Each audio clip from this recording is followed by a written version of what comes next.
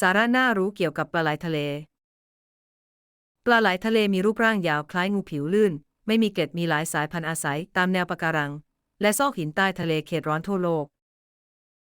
พวกมันมีฟันแหลมคมและแรงกัดสูงใช้จับเหยื่ออย่างปลาเล็กปูหรือหมึกบางชนิดมีพิษในน้ำลายช่วยให้เหยื่ออ่อนแรง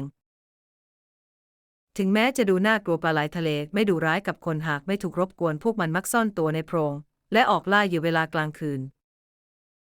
ปลาไหลทะเลมีบทบาทสำคัญในระบบนิเวศทางทะเลช่วยควบคุมประชากรสัตว์ทะเลขนาดเล็ก